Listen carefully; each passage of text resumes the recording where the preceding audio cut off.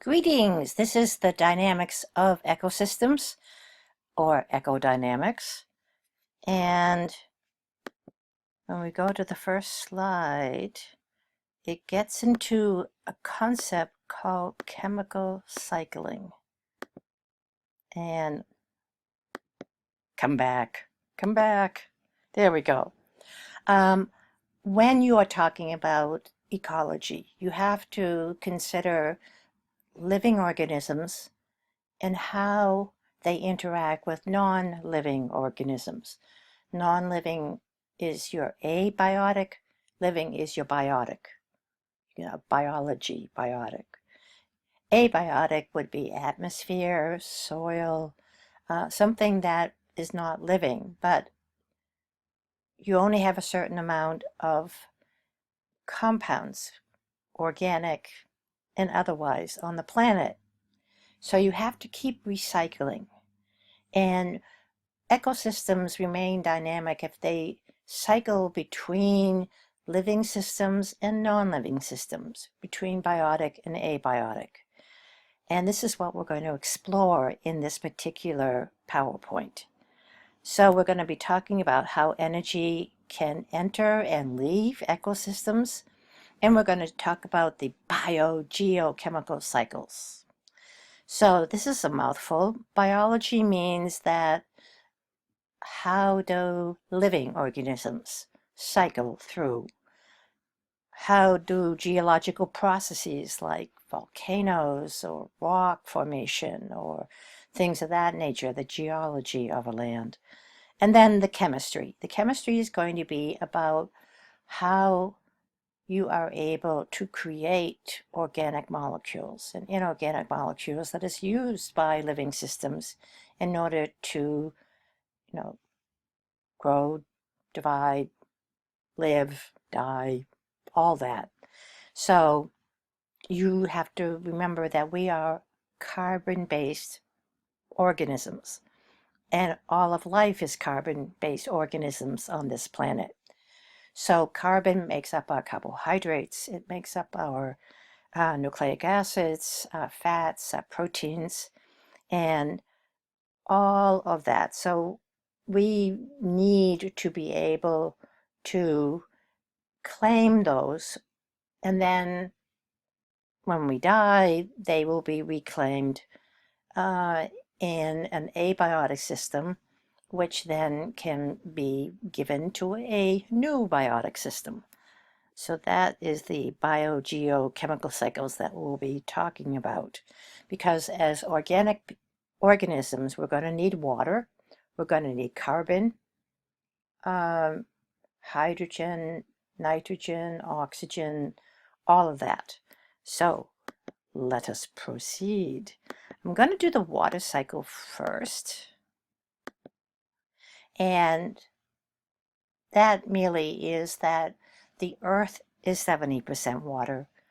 Every cell in our body is 70% water. And we are, as an organism, 70% water. And this is a cycle that you probably already know. So you could have water evaporate from the oceans. It'll evaporate into the atmosphere, and it gets colder and colder as you go up. And that would make the water condense, and that will form clouds, which would eventually precipitate rain on the earth again. 90% of the water that reaches the atmosphere transpires from plants. What in God's name are they talking about? What they're talking about is that the currency through which we operate is the liquid water, and then how we are able to incorporate that into a living system. And plants, they're the key. That's the only reason why we're here. Plants are able to harness the energy of the sun by splitting water. That will create oxygen, energy, and then the carbon dioxide is going to be able to be used to interact and make high energy molecules like glucose. And then, so that's considered to be your primary producer. Plants produce this for us, and we are then going to consume that. We consume the plant. And then away we go. So when they say 90% of the plant in the atmosphere comes from plants, when plants move water from their roots to their stems to their leaves, that's when they do photosynthesis. But they also, in the sunlight, have a lot of that water drawn out of them as evaporation. And because evaporation from a water source like a lake is different than pulling water out of a leaf, we call the evaporation that plants do transpiration. And we talk about what happens when the sun hits an ocean and the water vaporizes as evaporation. But essentially, you're doing the same thing. One is a biotic way of doing it, transpiration, and one is an abiotic way of doing it, and that's evaporation. The rest of the water is considered free water, and that can circulate between the atmosphere and the ocean without having any plants. But on the other hand, we would not be alive if that's the only thing that happened. It's good that 90% is being processed by a living organism and less than 10% is being processed directly ocean to clouds, back to ocean to clouds. But what keeps us alive is the transpiration from the plants. So if we look at this, you see bodies of water, lakes and ocean. They're going to evaporate when the sun comes out. And then with the solar energy, you can have the plants, have the water move up. And yes, you're going to get photosynthesis, but you'll also, in the light of day, have a fair amount be drawn out as transpiration into the atmosphere. Eventually that will condense and precipitate in the form of rain, and that's how you end up getting the water cycle. Some of it can run off and give you aquifers, groundwater, that can then eventually go back into lakes and ocean. But this is the part that, for us as living organisms, it's going to be the drawing up of the water by the plant doing photosynthesis, losing some of that water by transpiration. Then you get the evaporation from bodies of water, you condense it, you precipitate it, the plants take it up, and that's how we go from a biotic to an abiotic in the water cycle. Next, the carbon cycle. And since we are carbon-based units and we need the carbon for the production of all of our carbohydrates and fats and nucleic acids and proteins, including enzymes, it's an important cycle. Now, remember way back when carbon dioxide was the most plentiful gas before photosynthetic organisms. And one of the reasons why in this day and age carbon dioxide gas in the atmosphere is so low, 0.03%, has to do with plants, has to do with photosynthetic organisms, because they will use that CO2 directly from the atmosphere along with water and sunlight. We split photosynthetic plants, split the water, make oxygen, energy for ATP, and then the carbon dioxide is going to participate in the production of high energy fuel like glucose. And of course, then we take that in. We are considered to be terrestrial heterotrophic organisms. And that has to do with the fact that we cannot make directly anything from the sun. So we have to eat the photosynthetic plants. Photosynthetic plants are considered to be autotrophs, not heterotrophs. Auto meaning self. In other words, the plant in and of itself can make its own food. We, however, hetero means other. We have to get it from another source, and we eat the plant to get that from the other source. So we are heterotrophs. We live on the land, we're terrestrial or heterotrophs. We're organisms. We consume the producer. which is the plant. And because that's such a robust cycle on Earth, the amount of free carbon dioxide gas in the atmosphere is always pretty low because you always are having photosynthesis. We're always eating the plants, and so it goes. So let's look at the diagram. It's complicated because it goes on at a number of levels. So let's take the CO2 in the atmosphere. We're going to do photosynthesis first. So all of the plants in this diagram are doing photosynthesis. And then along comes, in this particular case, a raccoon. The raccoon's an omnivore. It will eat anything, including plants. And then what, again, not going to happen is that it's going to take all of that fantastic oxygen and glucose and do cell respiration. And the byproducts are going to be CO2 and water, which is going to be taken up by the plant to do photosynthesis. So you have that carbon cycle going on between the photosynthetic plants, which are producing what the raccoon is going to eat as a consumer, and they will go back and forth with their carbon cycle. You can also have CO2, which can diffuse readily into water. You can have CO2 in water, you can have CO2 in the atmosphere. Now, when that happens and you have CO2 in water, that is when the dissolved CO2 can be the startup for algae, which are photosynthetic, cyanobacteria that are photosynthetic, water plants that are photosynthetic. So again, they can fix the carbon dioxide along with the water and sunlight into carbon-based compounds as well as oxygen gas. So this would include your algae, your cyanobacteria, your water plants, and so forth and so on. Now, when they die, like your raccoon can die, your fish can die, your plants can die, then you can have your fungi, your bacteria that can decompose it. And one of the things that we use as a global society are fossil fuels. And they actually come from that in a previous age, the Carboniferous period. And that is where we got our oil, or where we get our oil, our gas, and our coal. Which brings us to this. We certainly do consume oil, gas, and coal in industry.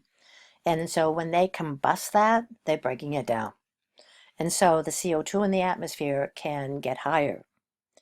And that can be, or can cause global warming. So it has to be a balanced type of situation where the CO2 levels don't get too high, but is plentiful enough for photosynthesis, which is producing enough food for carnivores, omnivores, those consumers. And it can happen at many levels. Now, nitrogen cycle. Let's get into this. This is complicated.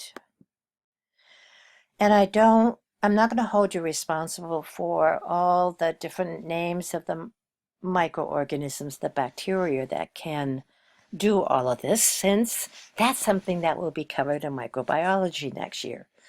But I want to mention that nitrogen. Now, you need nitrogen to make all of your proteins, which make up your enzymes that run your metabolism. It makes up DNA, which makes up your nucleic acids. So flow of information is absolutely relying on nitrogen. And all your enzymes, metabolism, and proteins for structure rely on nitrogen. Not so much fats, not so much carbohydrates, but you're talking about how you structure a living organism in a three-dimensional way. Got to have nitrogen. If you want to have flow of information from DNA to RNA to protein, you got to have nitrogen. Nitrogen is said to be a limiting factor in the growth of organisms because it's difficult for living organisms to fix it into an organic compound. What am I talking about?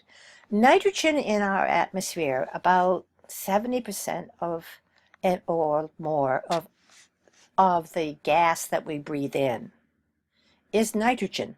We don't know it, we're not aware of it, we don't know there's so much nitrogen in the atmosphere because we cannot fix it, we cannot use it, we cannot get it into our nucleic acids or into our proteins and enzymes. So it's going to limit, believe it or not, it limits life. And what bacteria are able to do is save the day. And I know that I've been going on about photosynthetic bacteria. Now we get to talk about nitrogen fixing bacteria. What these bacteria are going to do is they're going to take the nitrogen from the atmosphere, and bacteria, and only bacteria, can fix that nitrogen into organic compounds, which then can be consumed and used to make amino acids that can make up proteins and enzymes, or to make nucleotides that make up DNA and RNA. So I'm just going to talk about nitrogen fixation. It's all done by bacteria. It's not done by any other kingdom. And therefore, bacteria are absolutely necessary, especially in the soil, because that's where you're going to find your nitrogen fixing bacteria. And they can do all of these processes. But again, that's going to be covered in micro. Right now, I just want to prove to you that in order to get this, it's difficult. It's not easy. And of course, the more that we embrace microbes in the soil and we don't, decide that they're not important and we're just going to pour chemicals into the soil, it's going to make it even more limiting. So let's go. We have a ton of nitrogen. It comes in, it goes out because we can't use it.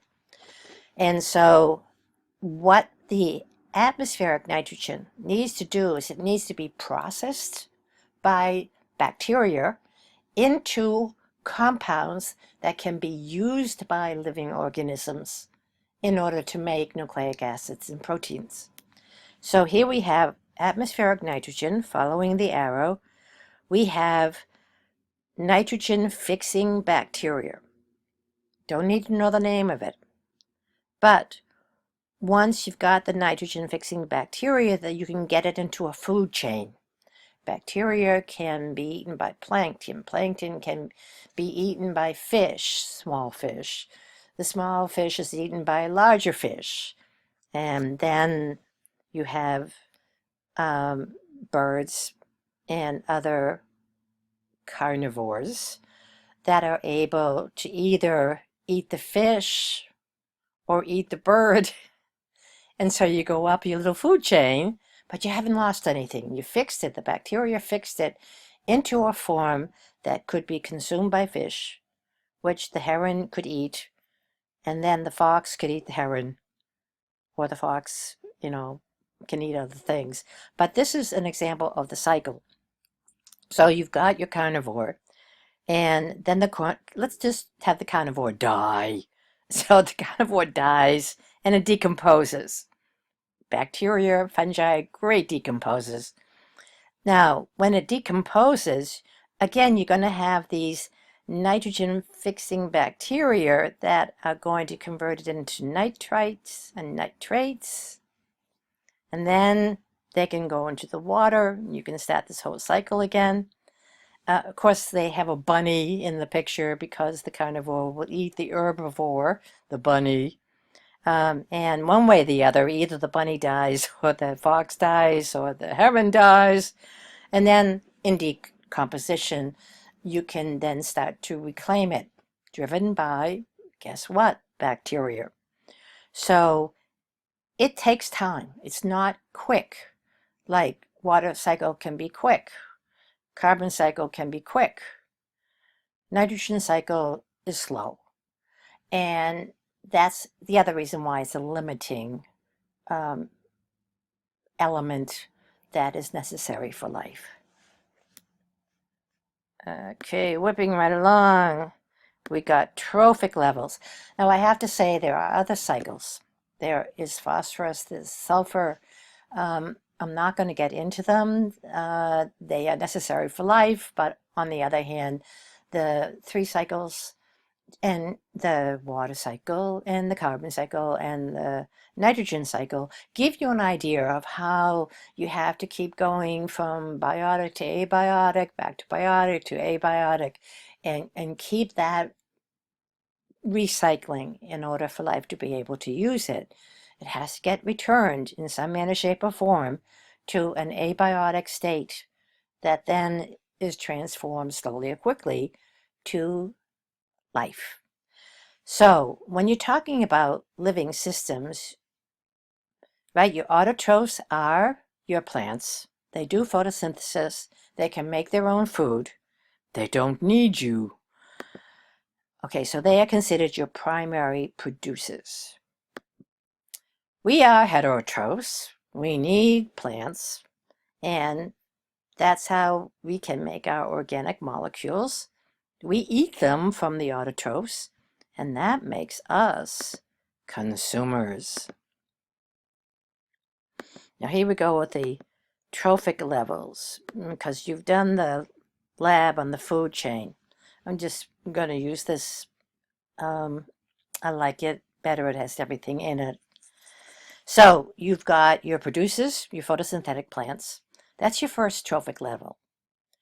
You will have herbivores like this grasshopper that can eat the plant, and it doesn't eat anything but plants. So it's considered a primary consumer. It's your second trophic level.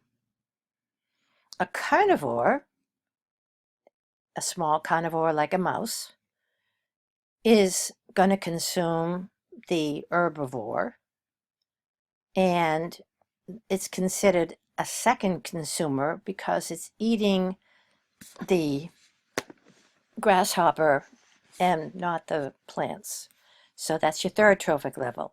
And when you bring it to your fourth trophic level, that's going to be your top predator. That's going to be your tertiary consumer, or your top carnivore like a hawk. And the top carnivore, the tertiary consumer on the fourth trophic level, is because it picked up a mouse for dinner. And of course, the sun drives everything because of photosynthesis. This is not going to be on the exam. Detrivores are bacteria and fungi that break things down. Okay, so now we're going to get into the food chains, which are interconnected. And before we get into an example of this, I do want you to know this, that only 10% of the organic matter is able to be transferred to the next trophic level. And this is seen over here. Okay, the second law of thermodynamics, I'm not going to have you be responsible for that.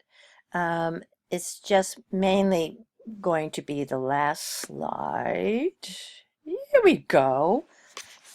And this last slide shows you the 10% that goes from one trophic level to another. That has a lot to do with the fact that the plants themselves are needing to grow and to synthesize and to respond to the environment, so they need energy. And so only 10% of the energy from the photosynthetic organisms is able to be given to the next trophic level, which would be the rabbits or the grasshoppers. They're going to be your first consumer. They're going to be your herbivore. And again, the herbivore is going to take most of that energy and use it to grow, multiply, change, evolve. So the small herbivore can only give 10% of its energy to the next trophic level, which would probably be a carnivore. It doesn't have to be the algae and the smelts and the trout and the human. But the smelt is supposed to be this tiny little fish that is a carnivore using 10% of the herbivore. And then you're going to have something like a trout get 10% of its energy as a second carnivore. And let's have us be the third carnivore because we're going to now eat the trout. But the trouts, we only get about 10% of the trout's energy that we are able to use. The trout uses the rest. So that's this food pyramid. Sometimes you do see it like a triangle. I kind of like this better because it's easier, perhaps, to see that only 10% is going to go from here to here, 10% into here, 10% into here, 10% into here. Okay, so I do believe that is the end of this particular PowerPoint. The biogeographic patterns of species diversity is going to be covered in more detail later on. This is going to just be something that's kind of obvious. The hotter and more humid the temperature when you get into tropical rainforest, where you can see this in Central America, that is going to produce more diversity. Where we are right about here, it's not that diverse because we have seasons, and the amount of growth that happens when we have a winter sun, have a short day, is going to be very minimal. As you get towards the equator and it gets warmer and more humid, you're going to get more diversity. And since we're going to cover that, that's going to be a slide that will not be on the exam. And we have come to the end of that ecosystem PowerPoint, and I will talk to you soon. Take care.